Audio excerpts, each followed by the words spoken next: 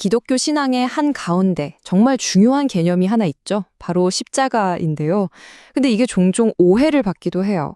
그래서 오늘 조포탈 연사의 강연을 바탕으로 이 십자가와 순종이 대체 어떤 의미인지 좀 더 깊이 들어가 보려고 합니다.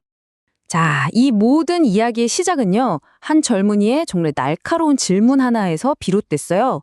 아니, 당신들 기독교인들은 신이 셋이나 있는데 우리는 딱 한 분이거든요. 도대체 왜 예수인가요? 바로 이 질문이 오늘 우리가 떠날 신학적 여정의 출발점이 되는 거죠.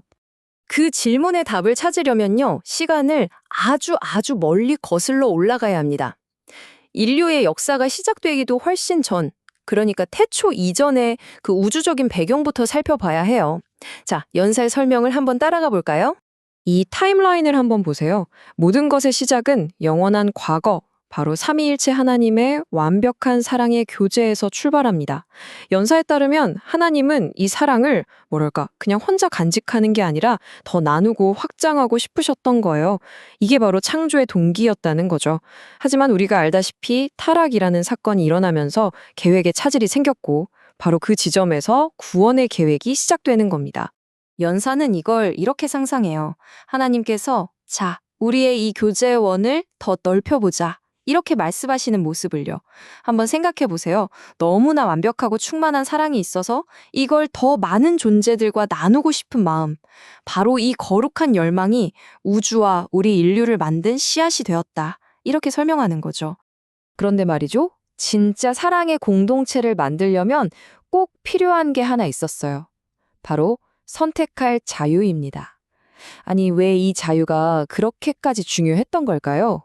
하나님이 원하셨던 사랑이 대체 어떤 모습이었을까요? 연사는 두 가지를 딱 비교해서 보여줍니다. 하나는 줄만 땡기면 기계적으로 사랑해라고 말하는 인형이에요. 그리고 다른 하나는 진심이 담겨서 사랑해요라고 말하는 아기죠. 하나님이 원하셨던 건 바로 두 번째였습니다. 기계적인 복종이 아니었던 거죠. 이 개념을 더 와닿게 하려고 연사가 자기 딸 이야기를 하는데요. 2살배기 딸이 와서 무릎을 꼭 잡고 아빠 사랑해요 라고 했다는 거예요. 이건 누가 시켜서 한 게 아니잖아요. 그 아이의 마음 깊은 곳에서 저절로 나온 말이죠. 바로 이게 하나님이 우리와 맺고 싶어 하셨던 진정한 관계의 핵심이라는 겁니다. 그러니까 결국 하나님의 형상대로 지음 받았다는 말의 진짜 의미는 이거예요. 우리가 그냥 만들어진 존재가 아니라 생각하고 창조하고 그리고 가장 중요하게는 사랑하기로 스스로 선택할 수 있는 능력을 받은 존재라는 거죠. 하지만 이 선택의 자유라는 동전에는 다른 면도 있었습니다.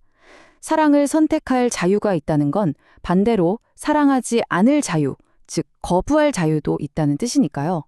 이 위험한 가능성, 이것이 바로 우리를 죄라는 개념으로 이끌고 그게 얼마나 파괴적인지 생각해보게 만듭니다.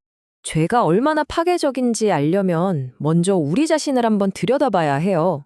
우리의 몸, 마음, 영혼, 이게 얼마나 복잡하고 정교하게 설계되었는지 생각해보세요. 마치 수많은 부품들이 완벽하게 맞물려서 돌아가는 정말 아름다운 기계 같지 않나요? 자, 바로 이 이미지가 핵심입니다. 연사가 말하는 죄는요, 그냥 바깥에 있는 규칙 몇 개 어기는 수준이 아니에요.